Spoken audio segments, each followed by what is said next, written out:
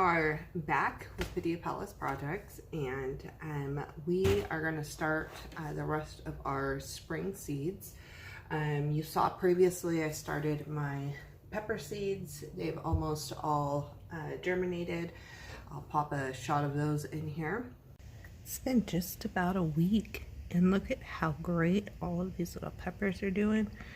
I think we've had everything start to sprout except for a few. Like I'm missing, oh, Craig's jalapenos popping up. So that's starting. Missing red Marconi, poblano,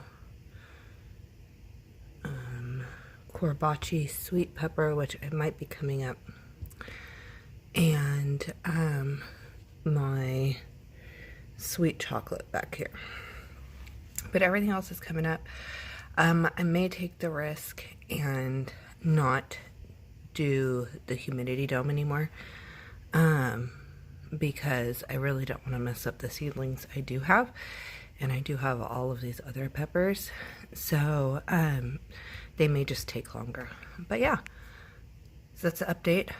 My husband, I was planning on using a bunch of reusable containers, like Keurig pods and strawberry containers and stuff like that. And my husband found these at Walmart for $5. So it has the bottom tray, it has the seed cells, and it has a plastic dome lid. And it's the Jiffy brand. And let's see. It's a 72 cell. So I should be pretty good. I got 2 of these. I'm starting seeds for me and for a few other people. So I should be good with my 2 cells. So I'm going to go ahead and jump in and start these. And then later on, because these cells are small, same thing I'll do with these is I'm going to move them up to red solo peps.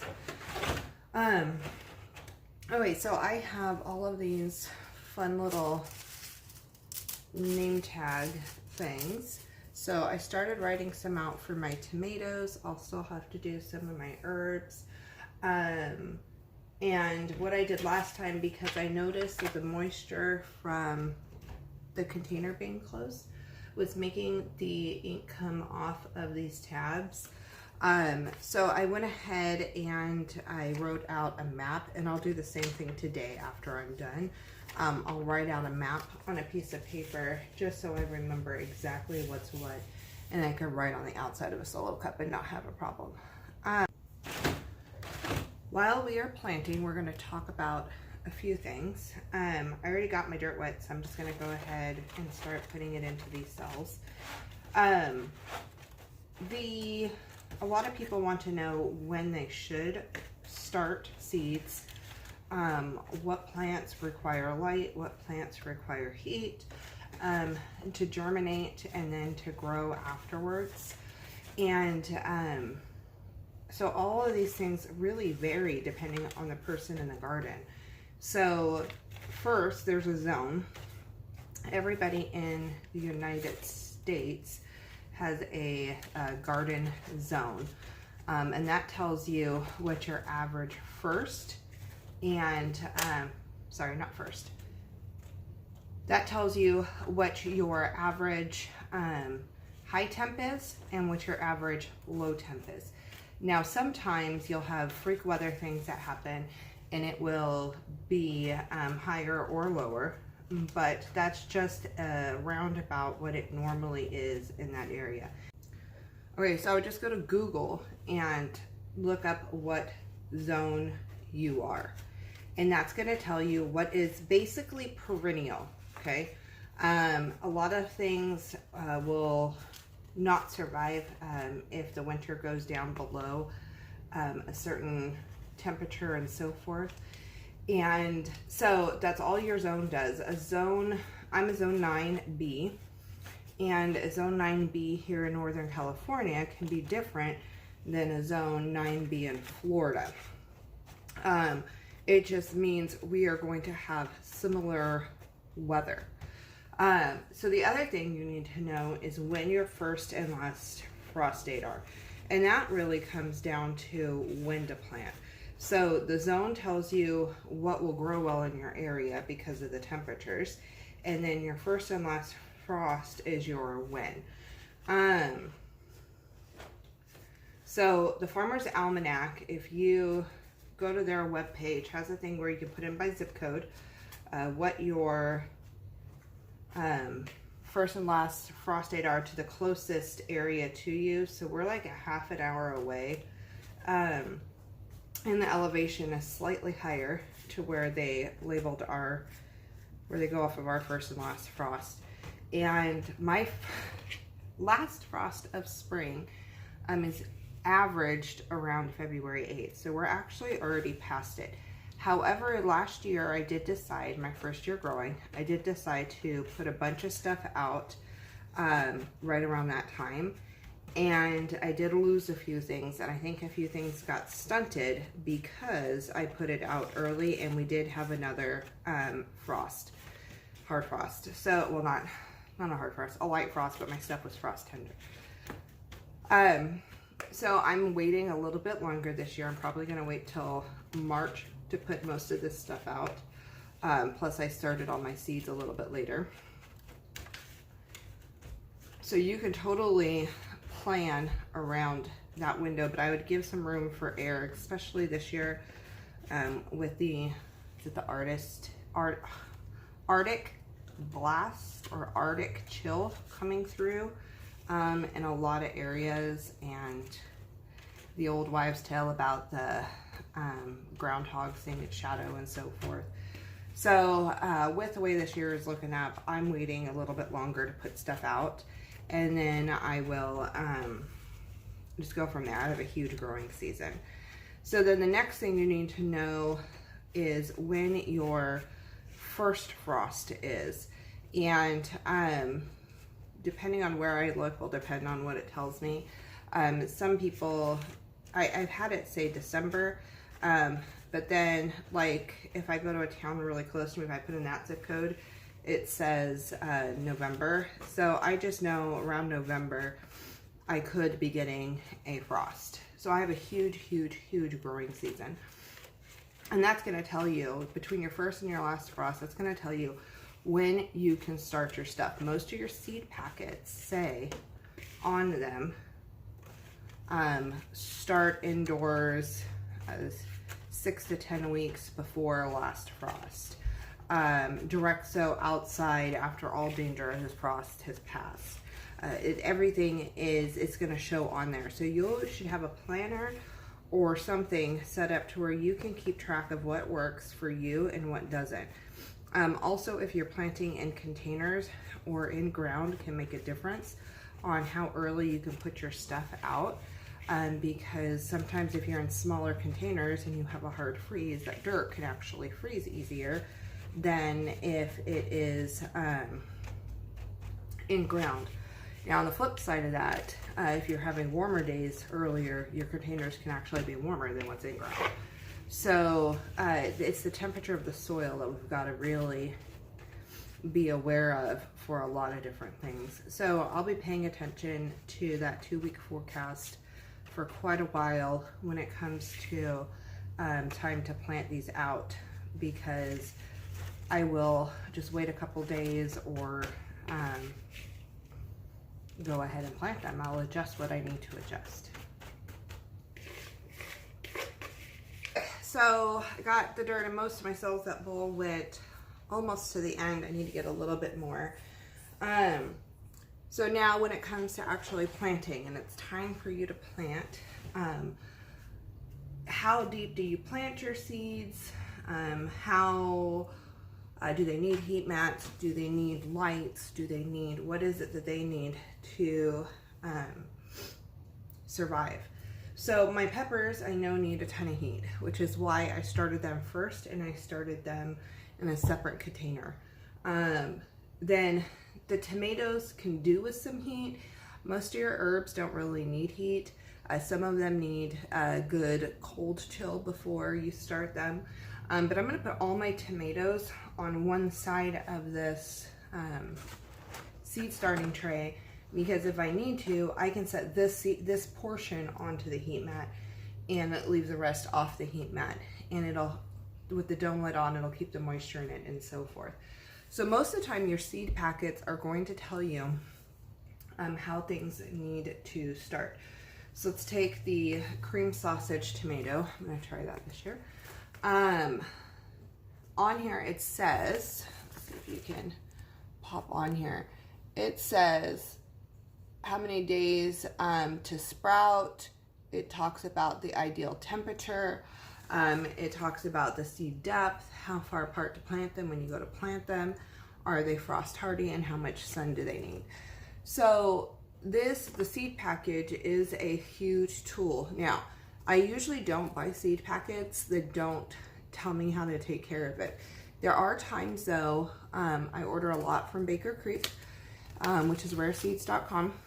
And there are times when, especially with all the crazy seed orders and all the first-time gardeners and so forth, the packages will come in a generic with no information on it. And you don't know what's going to come like that and what doesn't. It just depends on what packages they run out of, but at least we got the seeds. So what I do in this case is when I order from Baker Creek, there's a Facebook group called Friends of Baker Creek that you can join, and people ask for, can you send me a picture of the back of the package for how to take care of this particular plant? A lot of times the website has a lot of information on it. There is a section on the website that goes through just generic how to grow peppers, how to grow carrots, all that kind of stuff. And it goes into all kinds of things. So for this particular one, I will probably go to that Facebook group and ask for a front and back of this particular seed packet, because that is my feverfew and it's a little bit different than anything else I've grown. So in this case, I am going to be doing, says it takes 7 to 14 days, and the ideal temp is 75 to 95. And from everything I've learned, that's supposed to be like the soil temp. So our house downstairs is probably 60. That'll fluctuate depending on if we have the fireplace going, or if we have, if it's a super cold day, if we've been cooking a lot, whatever, right? So I know that these will probably germinate way better with the heat mat, because the heat mat will up it about 10 degrees, somewhere between 10 and 20 degrees. So I will definitely be putting this corner on the heat mat because I don't want to waste the seeds. The other thing is the seed depth. If for some reason you don't have that, you usually go twice as deep as the seed is wide, I believe. How many of these am I starting? Times 3 cells, so 2, 4, 6, it works. I'm going to do two seeds in each thing. So these seeds are super duper small. So these only go 1/8 of an inch deep. So I'm only going to put this little tiny little indent here, because small seeds only have so much energy to push their little plant up. And if you go too deep, your plant won't ever reach the sunlight, and that could be an issue if you're having issues with your plants. And then you want to make sure you're planting deep enough, otherwise they're not going to have the support that they need. So I'm going to go ahead and I'm just going to set these right on top right there. I am not going to cover them yet. I will cover them once I am done, but I'm going to put that tag in there. So I know the 3 in the front are the cream sausage. The other thing I do is when I'm starting in a tray, because I know these are going to get wiped out, there's not going to be any print on these eventually. I'm doing it to where I remember tomatoes are all going to be red tags. My herbs will be the green tags. My flowers might be blue or something like that. So I'll do different tags depending on what I'm growing, different colors. So I know right off the bat, this is where I'm going to get these out if I'm going to start with tomatoes or so forth. Okay, so we've gone over what your zone means, your first and last frost date. One of the resources that I really like is an app called From Seed to Spoon, and you put in your zip code, and it's not always 100% perfect, but if you're using multiple sources, it kind of helps you go, oh yeah, I need to be thinking about planting carrots right now, or I need to be starting my tomato seeds. Again, a lot of people don't start from seeds. However, I like seeing the whole process. I like the fact that it's a cost savings overall. I mean, even these supplies, the dirt and the trays, one bag of dirt will fill both of these trays that I got. And that bag of dirt was like $4.97 or something.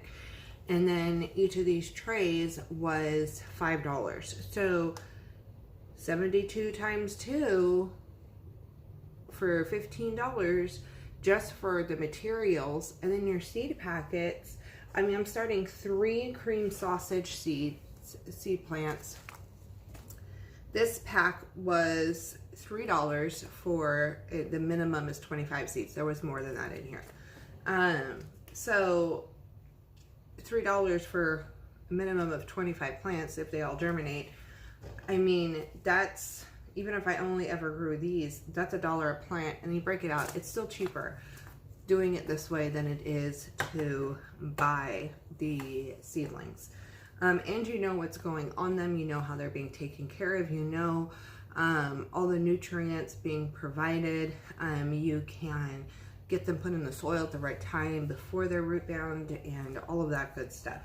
So I highly suggest starting from seed. I'm going to keep going with my tomatoes and jump into some of my other plants and get this filled up. But I would love to know what you are growing. And if you want to know what I'm growing, there's a video that I'll tag below of everything we're growing this year. I think I forgot to put chamomile in that video. And I think I got an extra couple of seed packets since I posted that video. But for the most part, almost everything I'm growing is in that video. And then go through and if you don't know what variety to start something, one of something, try it. If you don't like it, don't grow it again. If you love it, you know to grow it a lot. I, right now with my dental issues, I can't eat salad, so I'm not going to pick the salad. I'm going to let my husband and my daughter pick the salad because they're the ones that are going to be eating it. Things like that. So make sure your family gets involved so you're getting stuff that everybody's going to eat. And have fun gardening.